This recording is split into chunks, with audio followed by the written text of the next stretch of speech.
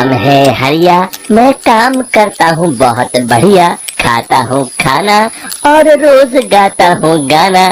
अरे यार, आज तो बहुत देर हो गई। इस खतरनाक जंगल को देखकर तो मेरे हाथ पैर ठंडे हो गए हैं। अगर मैं वक्त पर गांव नहीं पहुंचा तो मालिक बहुत नाराज हो जाएंगे। तभी हरिया को एक आवाज सुनाई देती है। सुनिए हरि जी। अरे, ये आवाज किसने दी? तभी हरिया को सामने कुछ दूर एक औरत खड़ी दिखाई देती है। अरे भाई, ये औरत अकेली इतनी रात को इस जंगल में क्या कर रही है? चलकर पूछना पड़ेगा। फिर हरिया अपनी बैलगाड़ी उस औरत के सामने लाकर रोक देता है और उससे पूछता है। अरे सुनिए, आप इतनी रात को इस खतरनाक जंगल में अकेली क्या कर रही है? तभी वो औरत मीठी आवाज में कहती है, अरे हरि जी, आप आ गए। मैं कब से आपका इंतजार कर रही थी। वैसे तो यहाँ से काफी लोग गुजर चुके हैं, लेकिन मैं खास आपका इंतजार कर रही थी। अच्छा, तुम सच कह रही हो? मुझे तो यकीन नहीं हो रहा है। वो क्या है ना, आज तक किसी ने मुझसे इतने प्यार से बात नहीं की। हाँ हरि जी, मैं सच कह रही हूँ। अब देर मत करिए और जल्दी से मुझे मेरे घर तक छोड़ दीजिए। हाँ, कौन सी बड़ी बात है, अभी छोड़ देता हूँ। आप मेरे पीछे बैलगाड़ी में बैठ जाइए और मुझे रास्ता बताते चलिए। फिर वो औरत हरिया की बैलगाड़ी में बैठ जाती है और हरिया बैलगाड़ी हाँकता हुआ आगे चल पड़ता है। फिर उस औरत के बताए हुए रास्ते पर चलते चलते हरिया बैलगाड़ी लेकर एक काली गुफा के आगे आकर रुक जाता है। हरिया उस औरत से पूछता है, हाँ देवी जी, आपका घर कहाँ है? यहाँ तो एक गुफा के अलावा और कुछ नहीं है।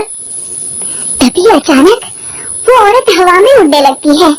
देखते ही देखते उसका सुंदर रूप एक डरावनी चुड़ैल में बदल जाता है और वो जोर जोर से हंसती है।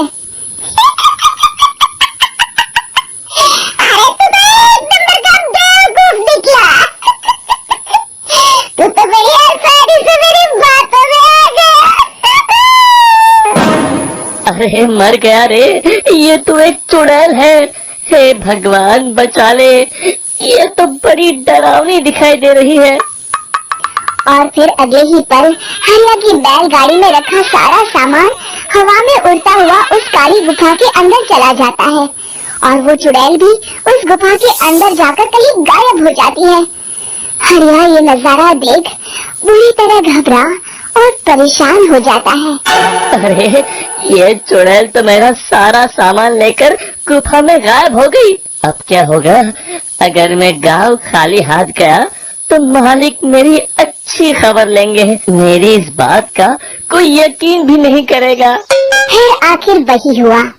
हरिया के मालिक चंपक सेठ को हरिया की किसी भी बात पर रत्ती भर भी यकीन नहीं हुआ। चंपक सेठ को लगा हरिया झूठ बोल रहा है और उसने ही लालच में आकर सारा सामान हड़प कर लिया है।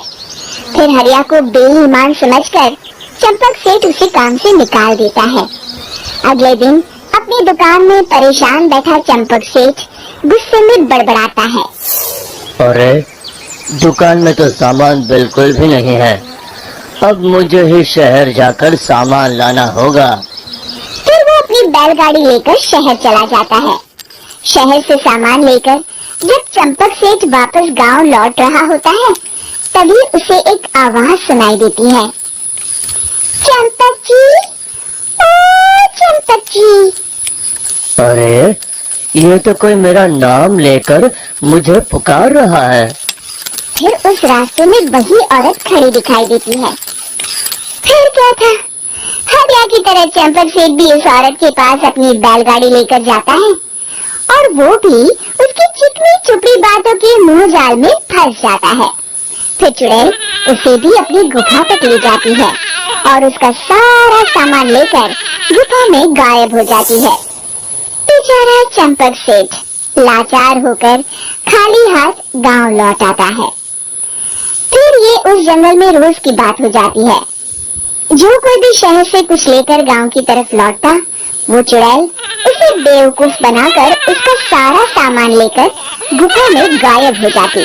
एक दिन हरिया एक लकड़हारे को उसी जंगल की तरफ जाते हुए देखता है। फिर हरिया उसे रोकते हुए कहता है, अरे भाई, क्यों अपनी मौत को दावत दे रहे हो? मेरी बात मानो, आगे जंगल में मत जाओ, वहाँ एक बड़ी भयानक चुड़ैल रहती है। लकड़हारा हरिया की बातों को नजरअंदाज करते हुए कहता है, अरे भाई, मुझे पहले ही बहुत देर हो चुकी है, मुझे जाने दो भाई। शाम तक लकड़ियाँ काट कर शहर के बाजार में बेचना है। तुम अपनी ये कहानी किसी फुर्सत में बैठे इंसान को सुनाओ, अब मैं तो चला। इतना कहकर लकड़हारा वहाँ से आगे जंगल की तरफ चला जाता है। फिर अगले दिन गांव के मुखिया के घर के बाहर बहुत सारे लोग जमा हो जाते हैं।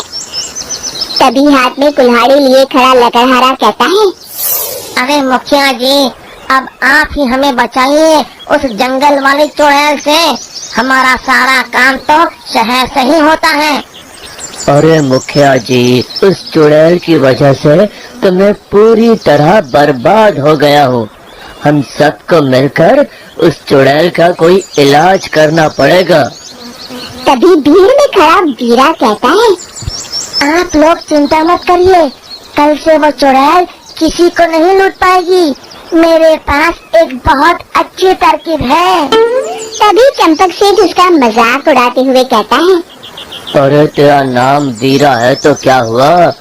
तूने अभी उस चुड़ैल को देखा नहीं है? जाकर अपना काम कर, बड़ा आया। तब मुखिया जी कहते हैं, नहीं नहीं चंपक सेठ, मुझे लगता है हमें इस लड़के को एक मौका देना चाहिए।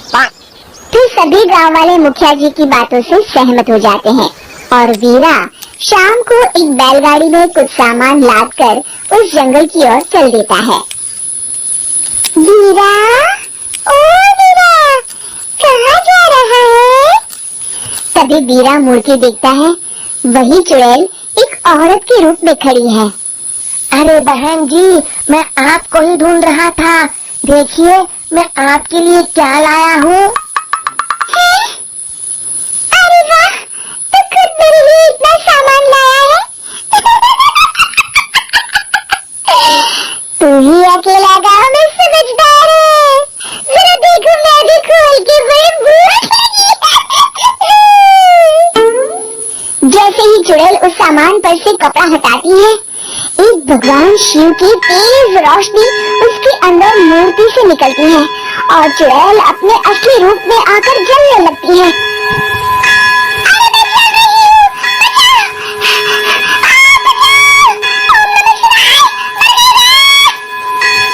देखते ही देखते वो चुड़ैल राख के साथ उड़ जाती है और सभी गांव वाले भी वहां आ जाते हैं।